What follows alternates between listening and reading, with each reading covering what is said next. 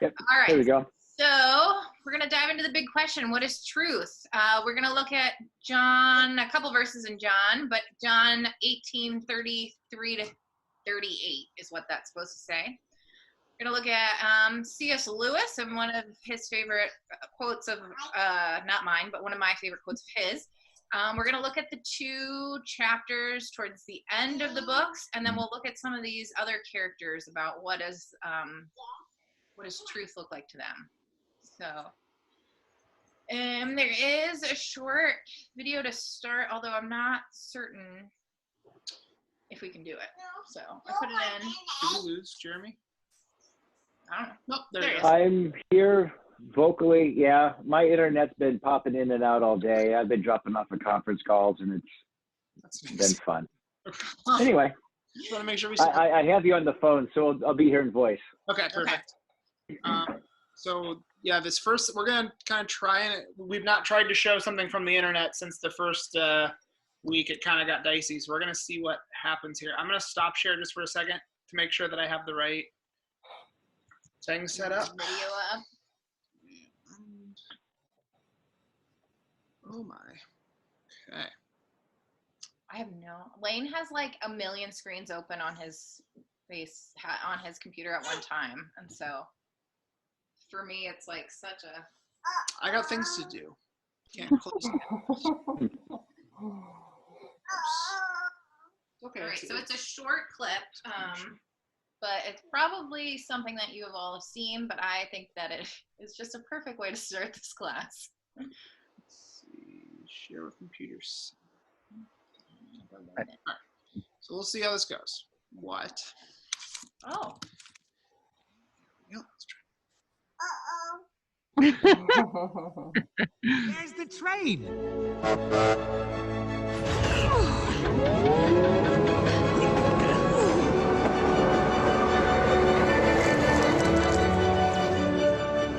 We made it!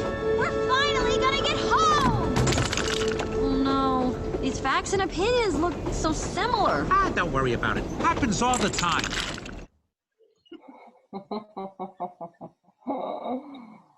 So one of my favorite parts of Inside Out, although that movie is just fantastic. But it's imaginary. Sorry. And so Lane has some questions to start us with.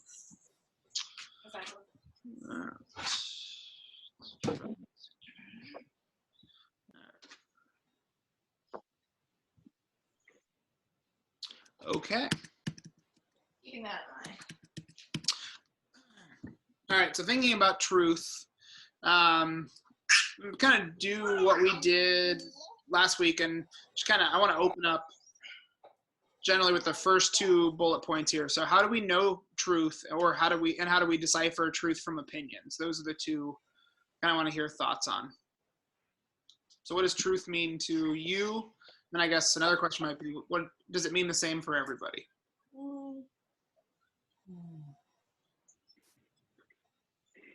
Okay. I'd say something that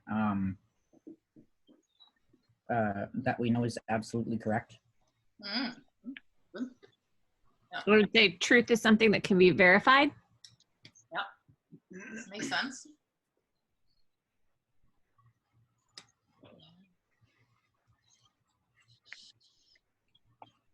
So what if something is true for me? Like, I don't know. I have no example.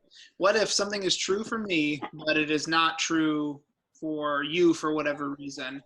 Does it change? Does it make it not a truth, or does it make it, does that make it an opinion, or does it make it something different? Oliver? No, not like that. It depends on what it is. Okay. So, like, we could say that Lane, I don't know. The hard part about this conversation is, like, we're in what, like, philosophers might term, like, post-truth. Like, No. Like, we're in the post-Christian world, but we're also in, like, post-truth, that there's, like, there's no way to kind of verifiably know what is the truth, because like we see it in our political system, we see it in our police system, we see it in everything. And so I think that that's probably the most correct, something that can be verified, something that is the most correct. And does it get down to opinions? I don't know, like, is God true? And that's kind of where we're going. Yeah.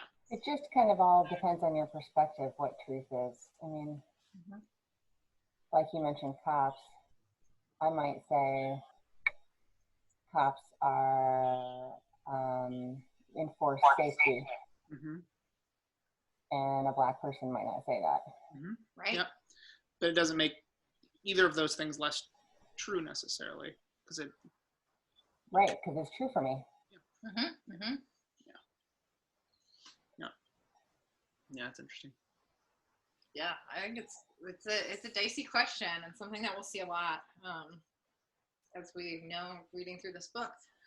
So is there a way to decipher between truth and opinions? I'm trying to teach Alex that. She thinks all of her opinions are truth. And I don't know if we grow out of it ever. oh, yeah.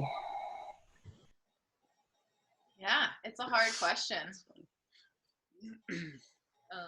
Well, then you can throw in the truth versus fact, or Yeah. that kind of thing too. If we want to muddy waters further. Yeah. So go ahead. I mean, keep muddying. What do you mean by that? Well, for me, as I think about it, I guess I take, if we live in the post-truth era, I maybe take an old-fashioned view of truth. You know, an opinion, you know, a fact is something that you can verify, you can observe and verify. Truth is the actual condition of something. And we can have facts that maybe point us to the truth, but I don't know if we ever get to that truth. And I don't know if that's an old Platonic thought, or, you know, old Plato or whatnot. I can't pretend to have studied Plato ever. But we were going to loop some Plato into this, but thank you. Yeah. I played a Plato expert on TV. But there are just those truths. It's, you know, does God exist? Is that a truth? I mean, I believe so. It is my opinion that that's the truth, but. So what's the difference between fact and truth? I think you said something. Yeah. I think in my mind, a fact is more concrete in that you can verify it, so it's observable. You can, it is 45 degrees outside today. It is a fact. God made it 45 degrees. Who knows? But I don't know. I'm not helping very much here. I'm just kind of thinking out loud. Actually, I liked you described facts and truth in two separate. Yeah. Ways. I think that was Yeah.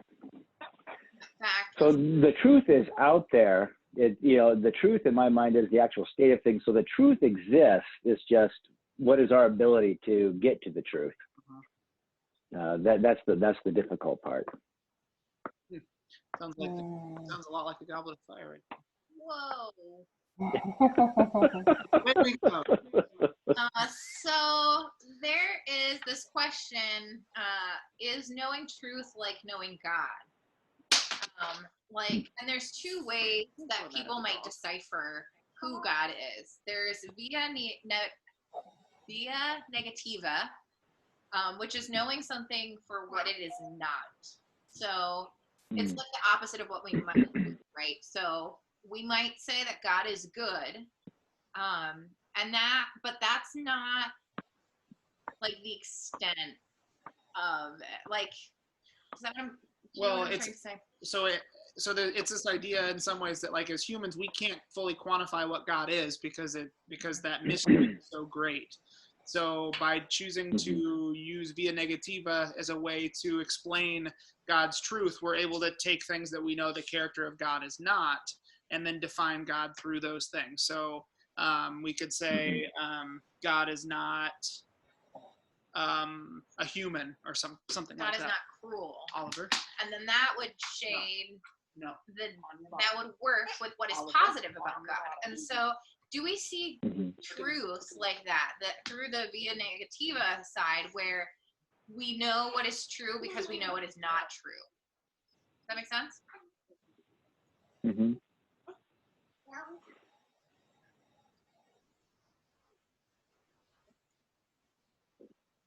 And then the other way is Yeah. ex nihilo, which means knowing something from nothing. So it's like we know, like people always question, like, where did God come from? And people will say ex nihilo, God came from nothing. God started God's self.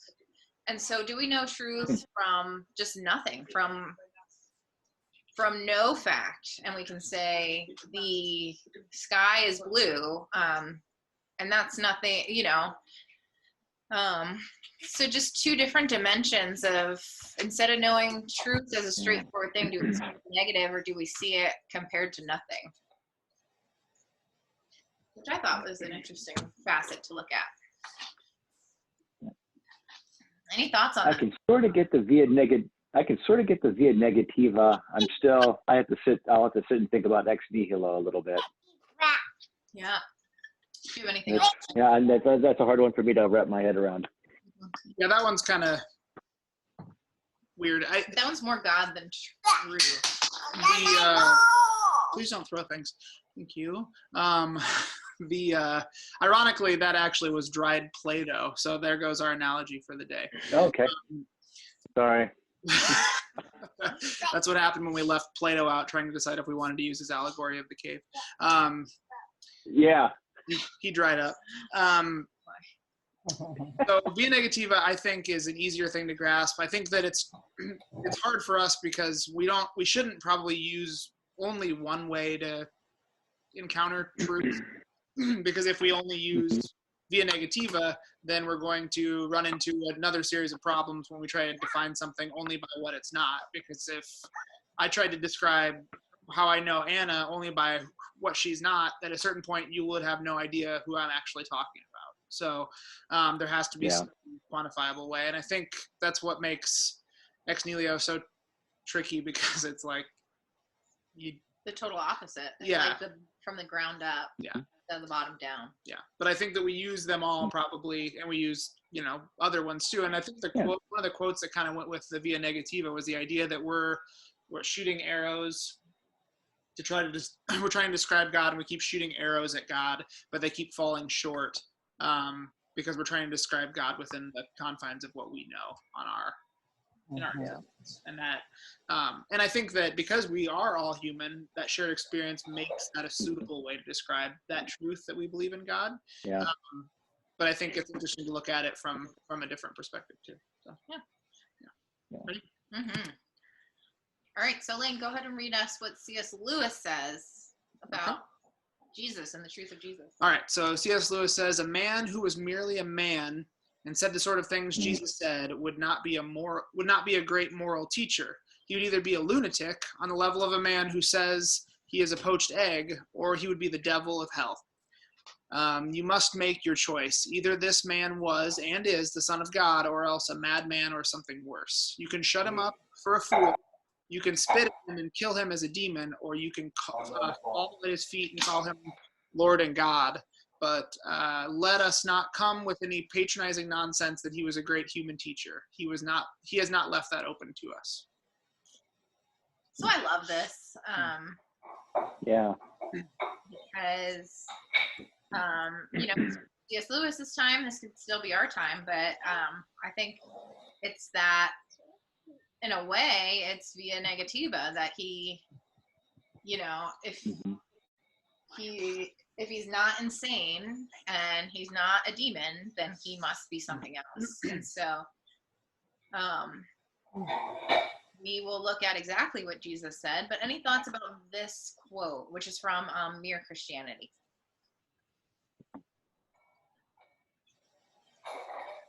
No, I like this quote. I've heard this or read this before, and now I'm trying to go through my mind and think, well, what else could he be? Other than those three options, are there other options? I like a poached egg. I haven't. My heart. Yeah. I think all the options I can think of fall under lunatic, probably. I keep thinking of like false prophet or something like that, but that would just fall in that lunatic category potentially. So. Yeah. All right. I find it funny as a teacher that it would be patronizing nonsense to call him a great human teacher, which is true because all of his parables and all of the things that he says that seem to contradict themselves. So I find that very funny. He actually taught humans quite weirdly. Yeah. He would not have been up to the standards, I don't think, probably. No. The standards would have totally. Yeah. Look out, ice ass. All right. So here is truth in Greek, which maybe Lee can say, if not. What's the Greek word? I think it's aletheia. Oh, that's it. Oh, and there's also a phonetic pronunciation right there after I actually remembered how to Yeah. letters. So that's good. Nice. Good job. Something. Well, and the interesting thing is I'm pointing just like you all can see it, and I don't have a mouse. Okay. The last four letters that you see are kind of a root of theos, which means God as well. So that my guess is if we were able to take this word further apart, we would find God in there somewhere? God with some sort of prefix on it. Interesting. Half-baked Greek analogy there. And it's feminine, so we like it. All right, so Jesus says multiple things. John likes truth. So Jesus says, I am the way, the truth, and the life. He says, this is the spirit of truth, whom the world cannot receive because it neither knows, I can't see it, but either something's him or knows him. I'm the true vine, and my Father is the vine grower. Any thoughts of what Jesus means when he says truth in these three things?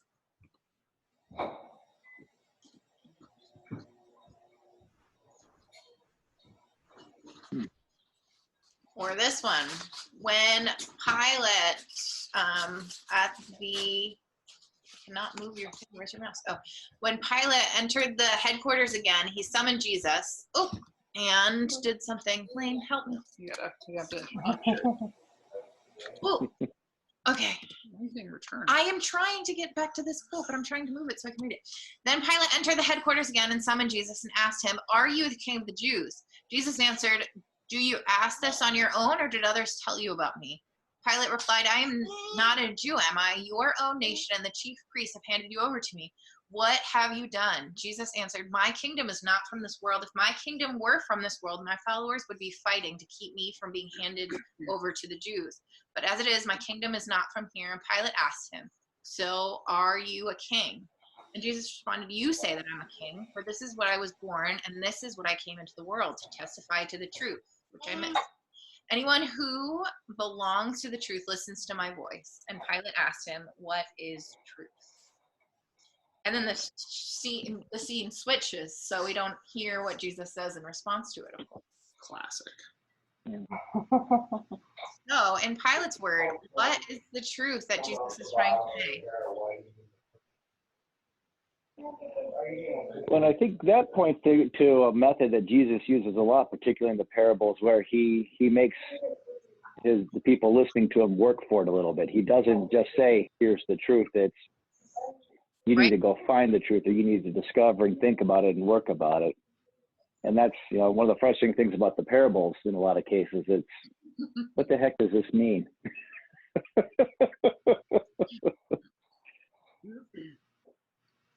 But can you know the truth without sitting down and really contemplating it and working for it?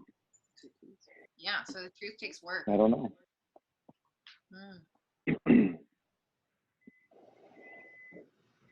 I think it's just, again, I think we talked, I can't remember if it was last week or the week before, but,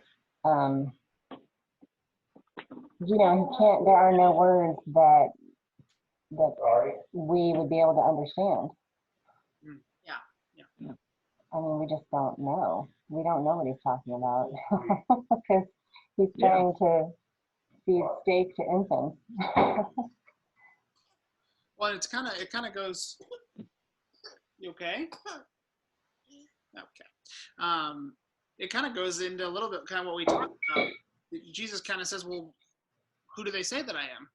What do others, like, he turns it around and then tries to, and basically then tells Pilate that you can't quantify my kingdom here because it's not here, and you don't understand what that means because of them speaking kind of nonsense. But like, I do think that you're right, Laura. There's like an element of him saying, well, you tell me.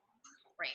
You tell me what you think the truth is about me, because I am a king, but my kingdom is not here, and that probably doesn't make sense to you. And what I'm doing is actually working towards my kingdom or whatever. So, so I think Jesus is saying, well, if you say I am, then I agree.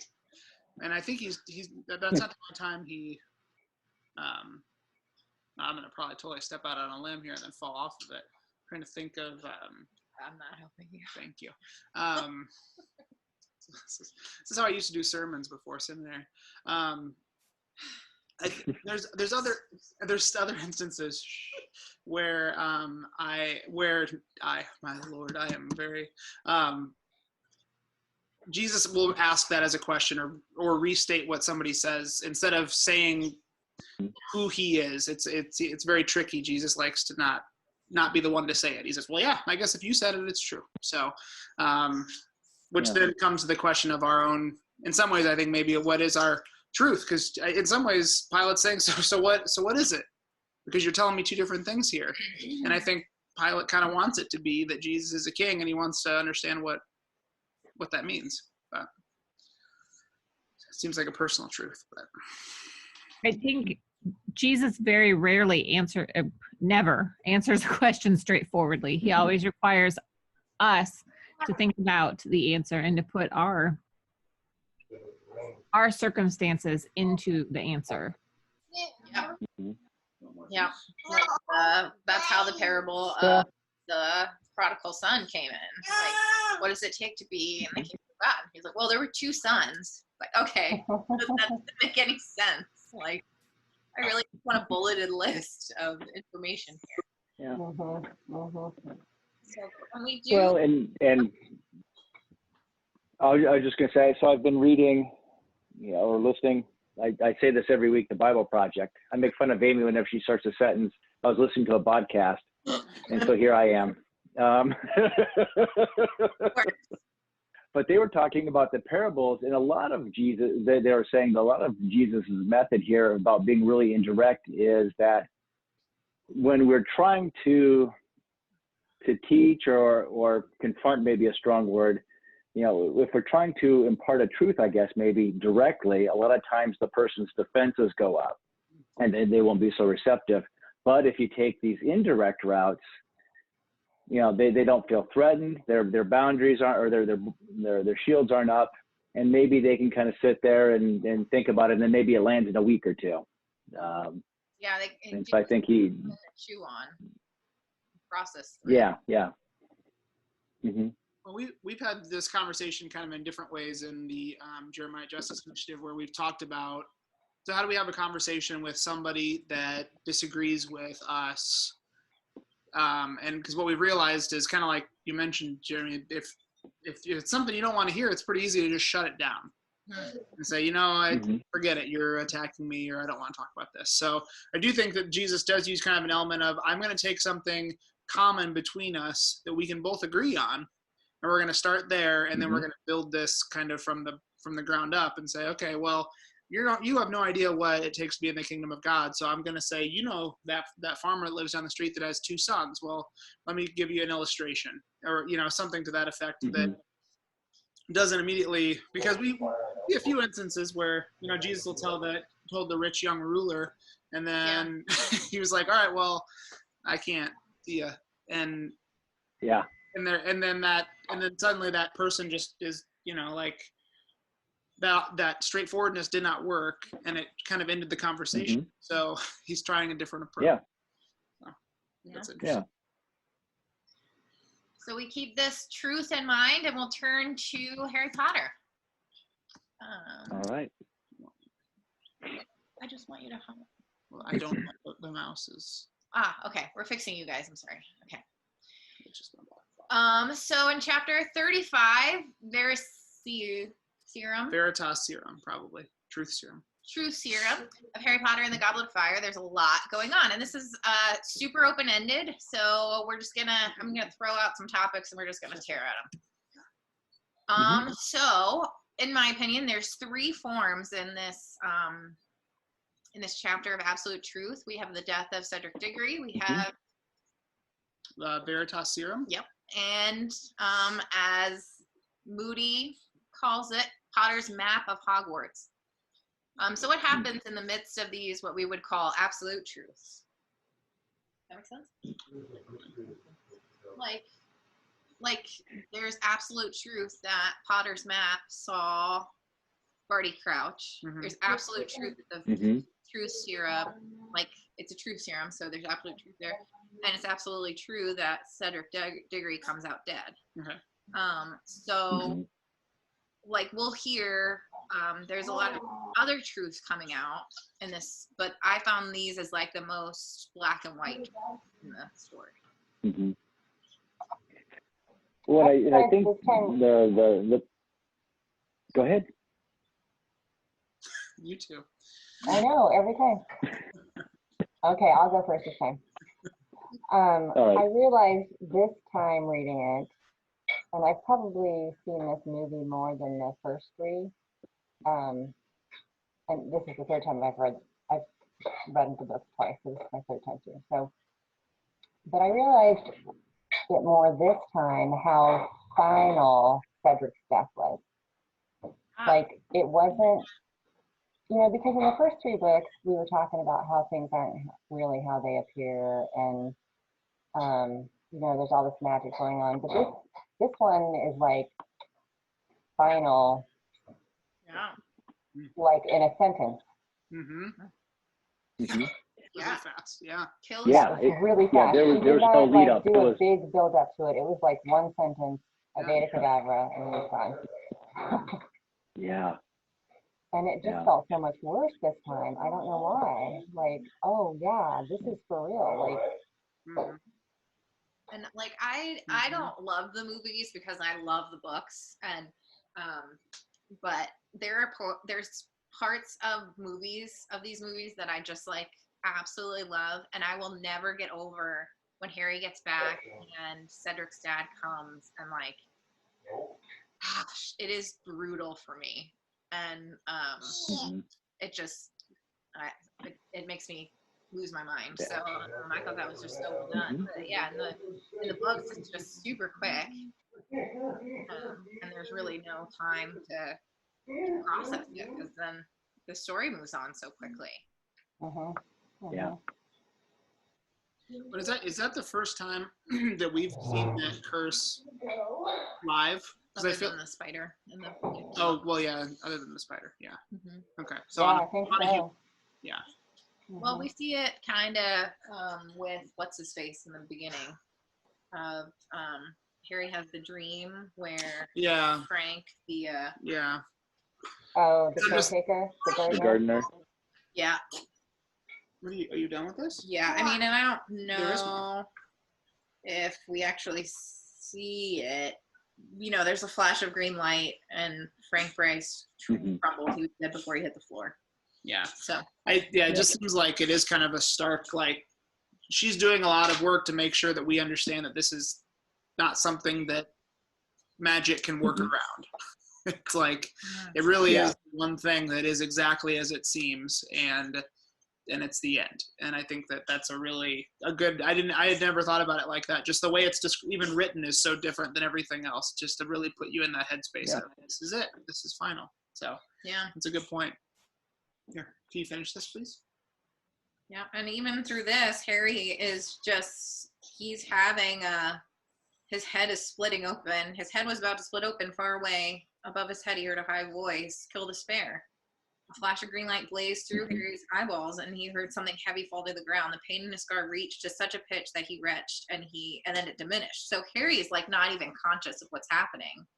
He's in so much pain. Cedric was lying spread eagle on the ground beside him. He was dead. Yep. Can you eat some more ice cream, please? That happened. And then, of course, that happens a couple chapters before, but here it is that we see the outcome where people are rushing forward to celebrate, and Harry is like, Dumbledore has to say he's dead. Like, everybody, the truth ripples through the crowd. So, yeah, brutal. And then, of course, Snape is directed to go get the truth serum, which, by all rights, we know, from the narrative perspective, we know that it's absolute truth that is being spoken, but there's, we're undoing all the deceptions that are happening. And this is the first time that the Mortar's map, or however you say it, proves to us that it sees through all the deceptions, which is a twist in this book, of course. Yeah. That is also Peter Pettigrew. That's how, in the third book, Lupin found Peter Pettigrew. So, yeah. I just read that on Sunday, so. There you go. And I think that's kind of the interesting thing about the Marauders map, is it kind of does show us what the true state of things is. Regardless, and it kind of gets through some of those veils. Whereas the Veritas serum, part of me wonders, you're only getting the truth from the perspective of the person who's taken the Veritas. And so it still may not be the truth in terms of what are the actual facts. It's what does that person believe to be the truth. Right. But for this purpose, it gets us to the facts. Yeah, the nitty gritty of it. Yeah. Yeah. As I was writing this, I was like, what happens in the midst of absolute truth? Chaos. Chaos is what happens. Yeah. Oh, thank you. Mommy, Yeah. my eyes. Wow, thank you. Any thoughts on this? All right. The unveiling of Professor Moody's influence over the Tri-Wizard Tournament. This was like masterfully written, I thought, in the whole story about it. So, Yeah. any thoughts on how he manipulated? It always surprises me when, as I keep reading these, how even though I know what's actually going on, it's so artfully done that she weaves in these deceptive characters that you just don't even notice. Right. Yeah. Yeah. And when it I don't remember. Yeah.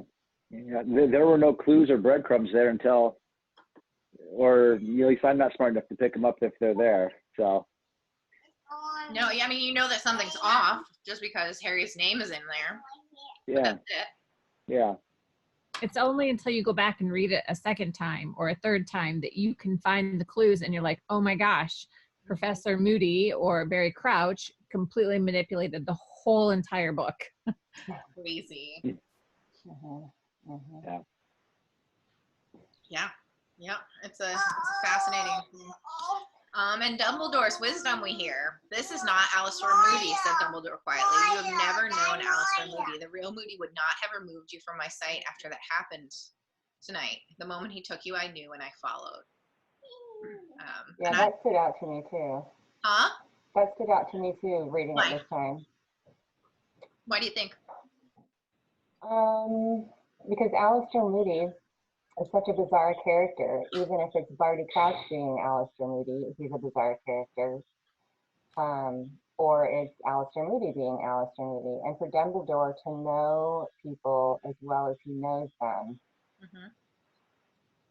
which sort of, it's sort of like he can see into the real Snape too, and other people can't.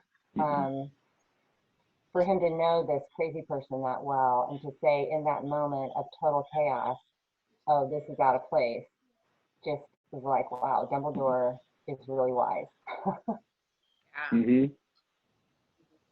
That he knows somebody that well is really. Yeah. And I was going to say earlier when we were talking about Jesus not answering a question, but actually putting it back as a question to the asker, that kind of reminds me of Dumbledore too. Sometimes he does that. He will answer a question and he'll say, well, what do you think? Right. Or what did you see? Or So just anyway, just a comment. Yeah. Well, this puts me in mind too of Harry's relationship with Moody. Kind of going back up to that other bullet point. Harry spent this whole year with Alistair Moody. Right. And then I think, I can't remember which book it is. Is it 6? Or whenever they come and get Harry out of the house for the last time and they fly him out and he meets Alistair Moody for really the first time. Yeah. And it's, he thinks he knows him or he's built this relationship with him, but he's just getting to meet him for the first time, the real one. I think that's an interesting. I remember, sorry to interrupt, but I remember not really trusting him at all. Oh yeah. Yeah. Totally. Just because it's no, he's the bad guy. Yeah. I don't trust him. Don't trust him. Professor Moody through this book was not the worst character. He turns Malfoy into a ferret, and I'm okay, you know what? I don't hate you. Really weird. the curses and stuff, and I don't that is very far, but we can get over that if we're bouncing students up and down. So, yeah, but I love this. There was something that was going around Twitter for a while of if I'm kidnapped, and I and you ask if I say something and you'll know that something's wrong, what is that one thing? And people were just saying these things. If I ever came out and said you know what, I feel women shouldn't be pastors, all of you would be okay, something's really wrong. And I just found this so similar to that, where it's the actions, and I just love that Dumbledore's just very keenly aware of people. And of course, we'll see that as the books rev on. Yeah. And then this, I thought was such a fascinating thing, was Barty Crouch's use of the Polyjuice Potion better or worse or different than Harry Potter, Ron and Hermione, and Harry Potter and the Chamber of Secrets? Yeah.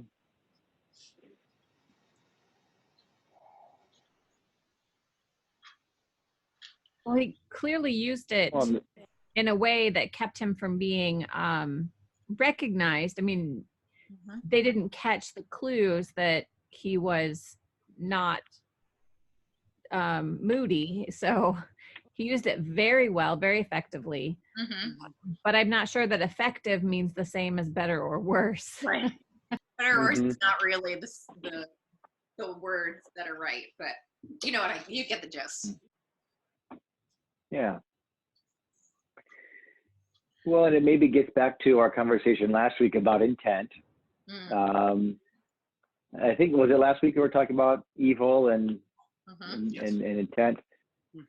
And so, obviously, Barty Crouch's, well, maybe not obviously, from my perspective, Barty Crouch's intent was worse than Ron and Harry's. Yeah. Well, and Hermione, she just turned into a cat, so. That was brutal. Yeah. But, I do love in the books that it takes so much longer to turn her back into a human. A couple weeks, her having yeah, it takes a long time. Yeah.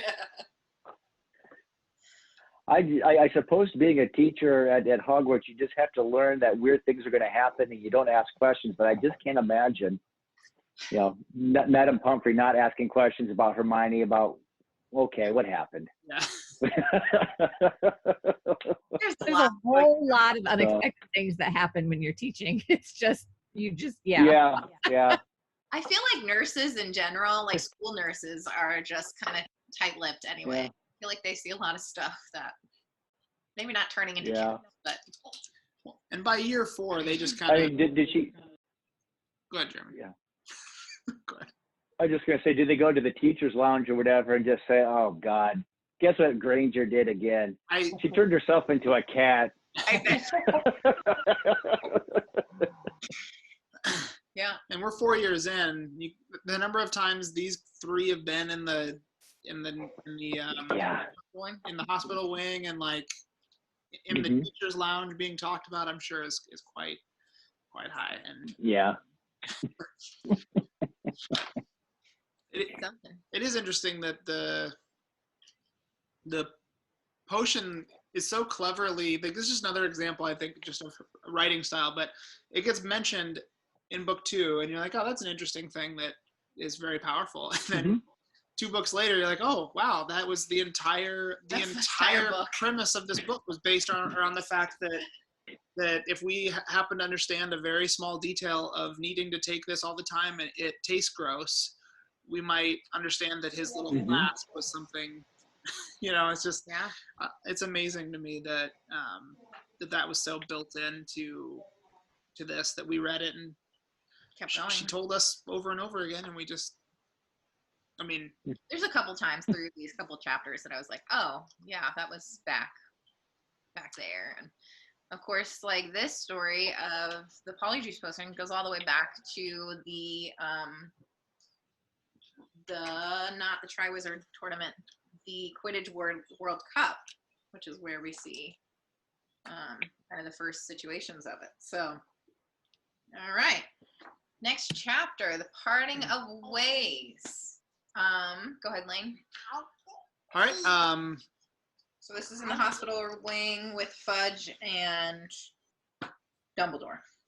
All right. I have a great temptation to read these with British accents, but I'm not going to. You cannot be serious, Fudge gasped, shaking his head and retreating further from Dumbledore. If the magical community got wind that I had approached the giants, people hate them, Dumbledore. End of my career. You are blinded, said Dumbledore, his voice rising now, the aura or power around him palpable, his eyes blazing once more. By the love of the office that you hold, Cornelius, you place too much importance, and you always have, on the so-called purity of blood. You fail to recognize that it matters not what someone is born, but what they grow to be. Your Dementor has just destroyed the last remaining member of a pureblood family as old as any, and see what that man chose to make with his life. I tell you now, take the steps I have suggested, then you will be remembered, in office or out, as the bravest, greatest minister of magic we have ever known. Fail to act, and history will remember you as the man who stepped aside and allowed Voldemort to a second chance to destroy the world we have tried to rebuild. Insane, whispered Fudge, still packing away. Mad. If your determination to shut your eyes will carry you as far as that. Cornelius, said Dumbledore, we have reached a parting of ways. You must act as you see fit, and I shall act as I see fit. So the question is, does the revealing of truth always require a parting of ways, and why or why not?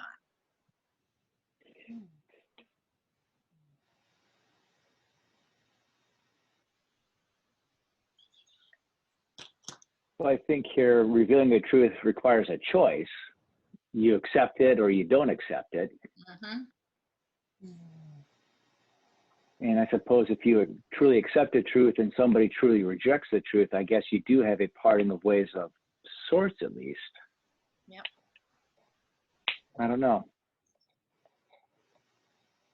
This chapter I thought was a lot worse this time around too, just because it's so very obvious how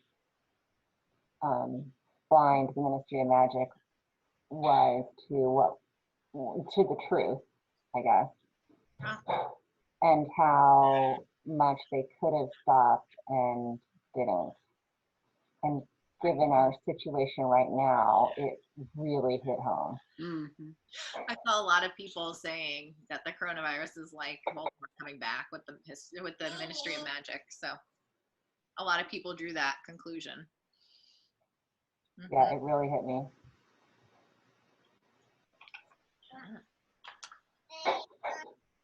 Yeah, I just love this. I mean, I think it's so valuable that Dumbledore sets boundaries. Like, here's the truth, and if you will not accept it, then I must do what I have to do. Yeah, and I wish I could be as calm as he is when he's disagreeing with somebody. My gosh. He's just like, okay, we disagree. Yeah, I mean, clearly Dumbledore's been like thinking of this. Oh, and I really want a pensive so I can take stuff out to unclog my brain. Wouldn't that be wonderful? Oh my gosh, that would be so wonderful. Be the best. Yep. And I mean, and then we see Fudge walk away, and we see other truths becoming undone.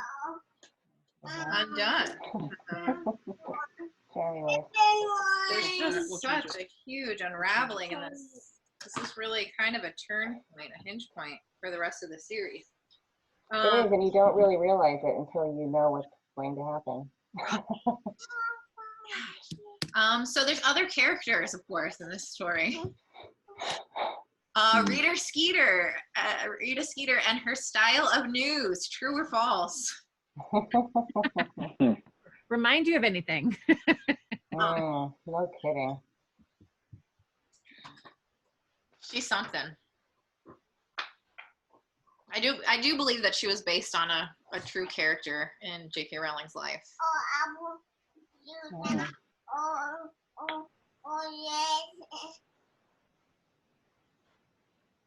Any thoughts about her? She's just the epitome of the sensational news. Like the idea that the truth is not the important part, just the fact that we can sell more stories and we can get more readership. Yeah, that's great, because I don't think what she says is verifiably true or false, but it's sensationalized. I think that's right. That, like, it's true that that Hagrid had a giant mother, but then everything is spun out so far. She makes my skin crawl. Mm-hmm. J.K. Rowling did really well with a lot of characters just based on how mad I am or how angry I get at them. So, Rita Skeeter was one and Dolores Umbridge was the other. I just, right now, I get mad just looking at this picture. I don't have to deal with my absurd rage at her. I hate her. Yeah. She's by far the worst character that I've ever read about in my whole life. Yes. Yeah. All right. Winky and Dobby both get freedom, but we see their radically different approaches to the truth that they're free.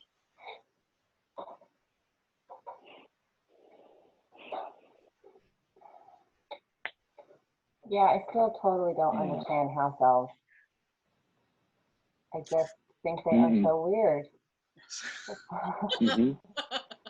I just cannot relate to Dobby or Winky. Like, they're just so weird. or to like the house elf lifestyle or tradition, or I don't know. Like, I try to catch them, see their perspective, and I cannot. I mean, what do you guys? How do you guys? Yeah, I'm with you there. Just because I know, was it the end of the second book when Dobby, am I remembering this right, where Dobby was freed, and I think Malfoy's dad then kind of lunged at Harry, and Dobby just kind of snapped, threw him down the stairs. Like, where's this been the whole time? Well, we see Winky be let go at the beginning of the book, so she's free like Dobby, and Dobby like marches right up to Dumbledore and wants payment, which is like the worst thing a house elf can do. But Winky just, like, gets wasted on like 0.3% alcohol, and she just cannot cope with it. Like, well, first. We talked about the house elves whenever that was, two weeks ago. 2 weeks, yeah. And we talked about that idea that their magic, and just when you said that, it made me think: did they ever show magic like that while they were controlled, or were they magically liberated from like some sort of spell that bound them from being able to create magic on their own volition. Yeah. Something like that. But Because Dobby Yeah. made the cake fly down, right? Yeah, Dobby did magic before Yeah, he did, when didn't he he? was You're still. right. Okay, so that's not a thing. Okay. But I don't know about Winky. But it might be like magic against your master or whomever. You know, Yeah. that might be a barrier that gets lifted. Yeah, or you think about, did anybody see Captain Marvel? Mm-hmm. Yep. Yeah. So that movie, she in the movie version of that, at least Oliver, no. she basically has like an inhibitor on herself until she realizes that it's there. So maybe there is some sort of like she's still able to had powers, but she didn't understand the fullness of her power. So I wonder if there is something to that, just coming from having the ability to make your own choice, even to do something gives you more power to do it, which goes back to intent. But It's all about intent. stop it, please. And then the other thing that I just think it's interesting that we talk about different responses to liberation.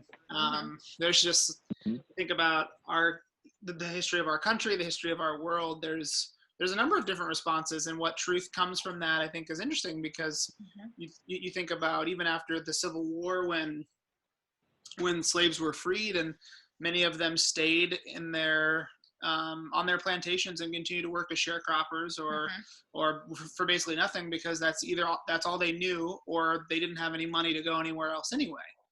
And then there's other people who Well, there's people like Ron that said we can't let the slaves go because they like it and they can't do anything else. Like, and there's people like Hermione who are like, no, we need to liberate them. And so it's such a great historical study. Yeah. Well, and even just the idea of like we talked about this in our book study on Sunday a little bit.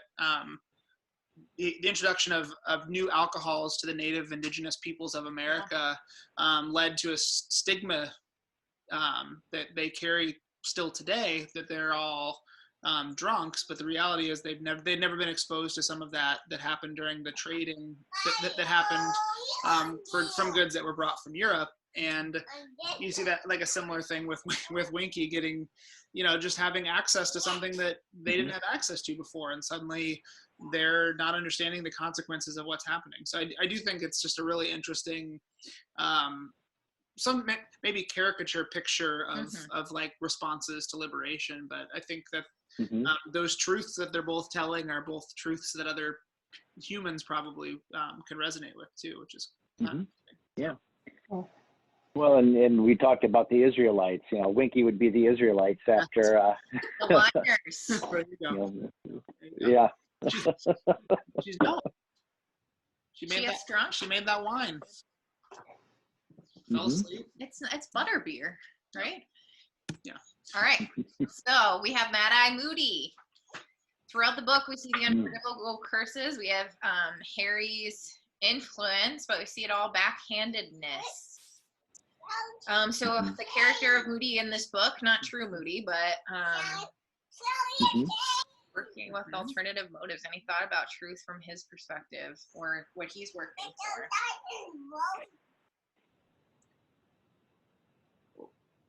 Or what about the truth that Harry learned from him? Because I feel like Harry did grow a significant amount from the tutelage of this version of Mad Eye. Yeah. We talked about a couple weeks ago, the ends justifying the means kind of thing. But Harry obviously didn't know that he was doing this, but he was being molded by someone who was trying to manipulate him. But he became more confident. He became more courageous. He found, new things that he could do, and he discovered new things. Well, and it clicked. A piece of his history clicked. Yeah. So, I mean, I think in some ways it made him want to be an arrer. Absolutely. Yeah. I like throughout this story, I like the way that Mad Eye is behind the scenes, kind of making sure that Harry continued, but which when you get to the end of the book, you understand why, but making sure that Harry is going to get all of the experiences that he needs so that he can get to the end of the story, so that he can go and Dumbledore can get his blood. But it's just, he's manipulating all these people and none of them see it. Right. So the truth is that Mad-Eye Moody is a really great mentor. Yeah. Yes. I mean, I'd be proud. I mean, because I think that's the danger with mentors and who we put as our role models is that this could happen. The church that Lane and I started our married lives with, we were under the tutelage of a married couple, which really made a lot of sense until we all got into a conflict and the pastor said, I won't apologize for anything. Like, it's not my job as pastor to apologize. And his wife backed him up. And Lane and I were like, you're not our mentor anymore, because that's what we will learn from you. And now 6 years later, the church is underground because the pastor funneled money, illegal money and stuff. So it's like, when you realize the pure or not pure motives, does it make it better or worse? Like, do you think that Harry was like hurt by this deception, or? I can imagine that Harry would not have. I would think it would be really hard for him to look at Mad-Eye Moody, the actual one, for a long time. Yeah. And not for any fault of his, but I can't imagine how much Harry had to carry forever dealing with this, because this is like. Well, when you meet Mad-Eye Moody, he's not radically different from who he was in this book. They chose the perfect character, the one who is so neurotic that there's no way anybody could ever do anything to him to trick him, and it was so crazy that he was just crazy enough that he'd perform all the unforgivable curses on animals, and you'd just be okay with it. And the way it was set up, you're just like, this guy's nuts, but he's great. And I found myself in some of the other books thinking, I kind of missed the Mad-Eye Moody from book 4. Like, Barty Crouch Mad-Eye Moody was pretty cool. So, until the end, when he led to the Return of the Dark Lord. But I think that's I would guess Harry, that is a burden to him too still. Yeah. All right, we have Severus Snape, also in a deception in this book, and he has his dark mark. So I find Mad-Eye Moody in this book very similar to who Severus Snape will be moving forward. How so? Because Mad-Eye Moody is undercover, like Barty Crouch, Mad-Eye Moody is undercover, working to bring down Harry, and Severus Snape is undercover, working to bring down Voldemort. Gotcha. They're foiled. They're foils. I gotcha.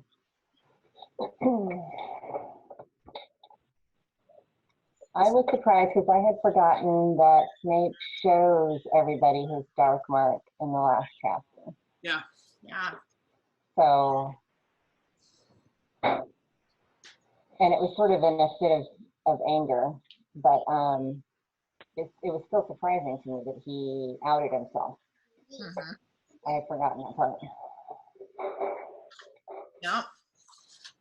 And I feel like thinking about it now, that's almost as much of a tell as anything that he actually was good, because I know. willingly shared that. Right, exactly. Why would he do that in front of all of those very key people if it weren't for the right reasons? Like,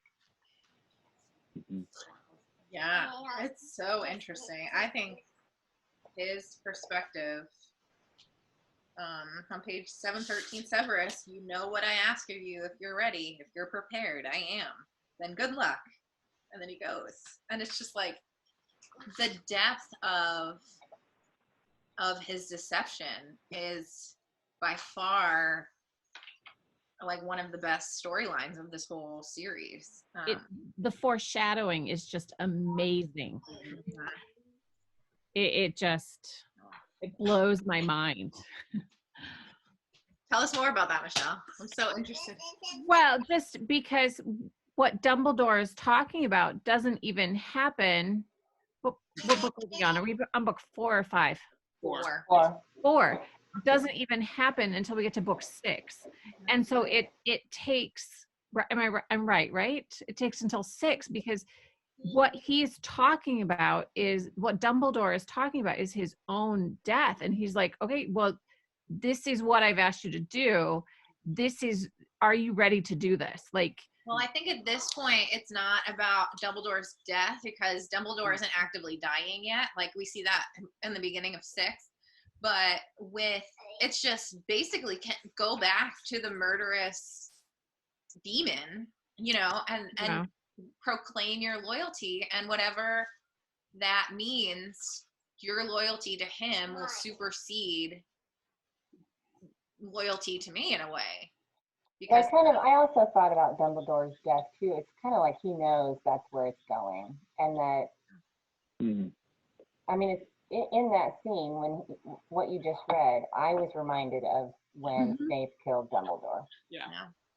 Well, and at this point, reading it for the first time, you have no idea what it means. No idea. No. Yeah. And you don't have any idea that your whole world is going to be ruined. Right. So yeah, it was just the other thing is that she doesn't really get into, I don't remember anyway. I mean, I'll find out when I start 5, 6, and 7, but I don't remember reading before or seeing the movies, her exploring what Snape actually has to do to be able to deceive Voldemort. Like, how does he control his mind so well that he's able to actually deceive him? Yeah, because that's a whole other level of like not even potion derived truth and false. It's mind control. You're controlling your own mind to shield. Yeah, that's such a fascinating take on it. Well, and it's also foreshadowing because he's made the promise that he's going to protect Lily's son. And so maybe that was what Dumbledore was actually alluding to, was that the promise that Snape made to protect Harry instead of Dumbledore's death. I don't know. Well, and then in 5, is that when Snape teaches Harry how to do the next book. Yeah. Yeah, so we'll continue to track Snape and his divisiveness, but that does keep us in mind that like Snape at this point is going back to Voldemort, and then next year he's going to teach Harry how to stop his mind from Voldemort. Right. So yeah, the way they build the distrust that Harry feels, which I think he is rightfully to not trust him, I think it makes sense. I think it's just because as the reader, don't trust Snape even after all of it happened. I was like, this guy's still going to do something bad, right? Like, I think that I think Harry has every right to be distrustful and sketched out by that a little bit. So yeah. The unveiling of Padfoot is one of my favorite scenes in this whole book. Is when Sirius comes undone and Molly Ringwald. Weasley. She has red hair. It reminds me of what's her face? Yeah. The two Mollys I know. And she like just freaks out. I don't know where. Yeah, in the hospital wing. Yeah. That this character, and Sirius is one of my all-time favorite characters. But just the fact that he is loyal to Harry, that it's just so great. The great black dog looked up at Dumbledore and then in an instant turned into a man. Mrs. Weasley screamed and leapt back from the bed. Sirius Black, she shrieked, pointing at him. Mom, shut up, Ron yelled. It's okay. And so it's just, but is that a deception to all these people that are now going to be forced to like live in his house?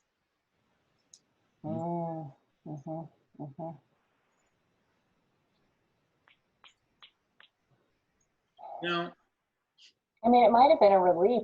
It might have been a relief that, because they all originally trusted him. Yeah. So maybe it's a bit of a relief that they're like, oh, it wasn't him. It was that stupid Wormtail. You just know from his name. He's not. Oh my gosh. Yeah. No kidding. he's the pet I grew. Oh gosh. But we do get his Harry saving his life in this book, correct? And we'll see what that does moving forward. this is okay. Kind of burying the lead in some ways, but I think we all have read them, so I think we're okay.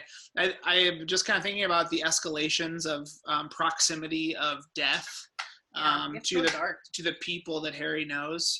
We're going to talk about thematically a little bit more in the last week as an overarching theme, but we start with Cedric, somebody who Harry just kind of knows and respects, and then we move to Sirius, and then we move to Dumbledore in the 3 consecutive books, and in the 4th book, Harry. And so, well, and then a lot of other people. He's our focus. And those deaths all happen in very similar locations. I mean, not to one another, but similar locations in the story, and they we'll look at more, but the idea there's more in the narrative line of that story, like page number wise, you're in a similar place in each book when those deaths happen, and they take places in locations that I think are kind of easy to associate with death. I mean, obviously cemetery, but then you have Sirius literally falls behind the veil, which we're going to talk about that because that's super theological, super churchy. And then Dumbledore is in a cave, which is like underground, He falls off of the... I'm sorry, he wasn't. It's been a while. Yeah, he falls off. That's right. So his is a little bit less so.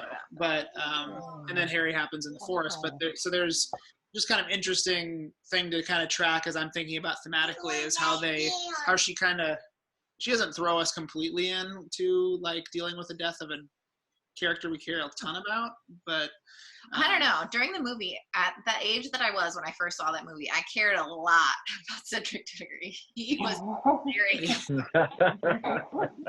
like Robert Pattinson. No, not Robert Pattinson. Yeah, it is. He was, right? Yeah, okay. Yeah, that ruins it for my adult self. But yeah. Okay. Lane did want to have this whole class about comparing. Ooh, yeah. You talking about creation? Yeah. Yeah. So I thought that it was super interesting, and this is because of my time spent exploring the Bible Project. But so Jeremy and I, this idea of gardens and their importance to creation, and how we basically have a new creation story. We have a rebirth of from chaos comes the Dark Lord, and it happens in a garden, but it's in a death garden. And I just think that it's like, holy smokes, what a cool, like, there's literally like people planted in the ground. And it's such I have no doubt that she absolutely did not think about this because that would be really. I don't know. Adam came out of the ground. Well, I know, but I give J.K. Rowling a lot of credit. And I'm not trying to give myself credit for like creating this, but I just can't imagine that when we thought about where she wanted Voldemort to come back, she was like, I think a cemetery is a lot like a person garden. I think she probably was thinking that a cemetery is just appropriate because it was. I'm going to start calling cemeteries person gardens. Yeah. But I just like thinking about it as I've been thinking about the Bible and this narrative thing that we're doing in reaffirmation and that we've explored in different ways. I just can't help but think about this as like a creation event that happens in this story, and it changes all of creation in this narrative. It's a resurrection. It's an Easter. Yeah, and which also happens. So that would have been my hour and a half had I had not been healthy. So you guys are welcome. She's healthy. I meant that she's healthy, but you're welcome. And so we did touch on this, Dumbledore and his awareness of truth. Yeah. Mm-hmm. Anything else to say about that? I think Dumbledore's just a great character. He's the ultimate truth. He's the ultimate truth. Is there anywhere where he's been deceived? I don't think there is. I can't think of the place in any of the stories. Well, in 7, isn't he essentially deceived by his friend? Grindelwald, right? Am I right? Is it? Kind of. Yeah, maybe that's. Yeah. I think there's something with Grindelwald or Aberforth, his brother. They have something going on too. But I can't remember. Right? Like it's not. I don't think it's much of a. It might be a deception, but he steals it. He steals the wand of power and then he leaves. Yeah, I feel like that would be the closest thing I could think of to him being. Well, Dumbledore feels the betrayal of his sister to a burdensome account. And so I'm sure Dumbledore was deceived, but betrayed. But I think Dumbledore carries so much guilt of betraying his siblings. But I think Harry feels, and he really struggles with feelings of betrayal with Dumbledore, because Dumbledore doesn't give Harry the truth that Harry is looking for. Yeah. And so Harry really struggles with those feelings of deception and of being let down by Dumbledore. Way to bring it back to parables. Yeah. Dumbledore gives him the truth, not that he wants, but what he needs to hear or whatever. Well, and it's a leading truth. It's a manipulative truth that he doesn't give Harry everything. So in book 6, we'll talk about predestination. He predestines Harry through his truth. And I'll do a side one about not predestination. There's no way you can get around it in this series. I know. I just think he still gives Harry the free will to choose what Harry wants to do with the truths that Dumbledore is giving him, I think. Sorry. I don't mean to get into the middle of a marital argument, but I always thought, so when I was growing up, I went to a Reformed church and I didn't know anything about the theology of it because nobody told me about it or talked to me about it. So it's just Lane's this is just something that's been in my it's just totally messed me up for years. So when I was in high school, I'd go out for coffee with my youth pastor, and then I would just be like, "You're predestination. This is nuts. What are you talking about? How is it possible that you can believe that everything I do doesn't matter because God already wrote it down in His journal that I'm going to be okay?" It's literally in the Bible. Or not. And then, it opens up and everybody falls into fire and stuff. And he would get so defensive and so frustrated. I didn't understand that it was a core tenet of what he believed. And we got to seminary and we served in a Methodist church and it was the total opposite. And they believed in free will. And it was, and then here I will say that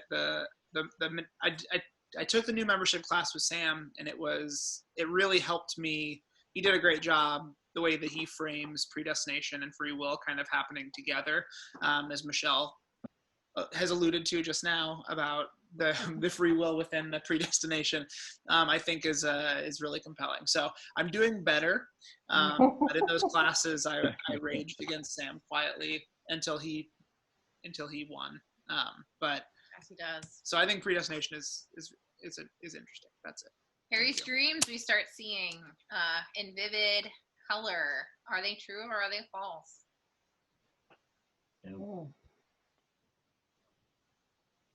Were Daniel's dreams true in the Bible? Yeah. Were the prophets I feel like that's the thing that I'm tying this to a little bit is.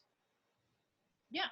Well, we see Harry's dreaming through Voldemort's eyes because he's a Horcrux, but yeah, I think it's an interesting glimpse that'll come, really into play. But at some point, at the beginning, Ron says, "But it was just a dream," and Harry's like, "But was it really?"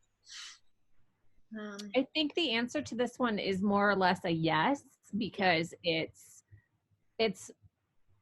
in my mind, it's always Voldemort is manipulating Harry, letting Harry see what he wants Harry to see. Yeah, I agree. Yeah, I think so too. That's interesting. I wonder, in our last couple of minutes, are Barty Crouch and Severus Snape all that different, which we talked about?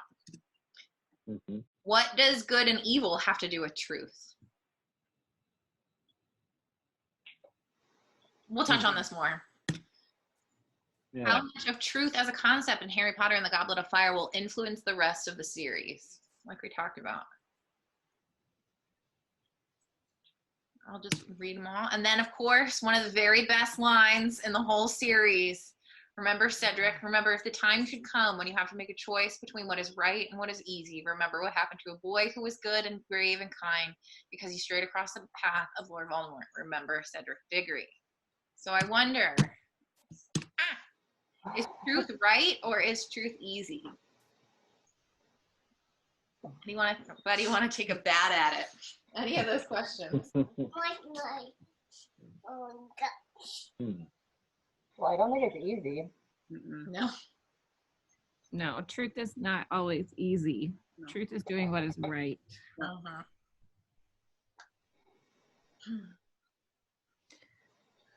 I feel when we talked about good and evil having to do with truth is going back to that idea of intent. Mm-hmm. Mm.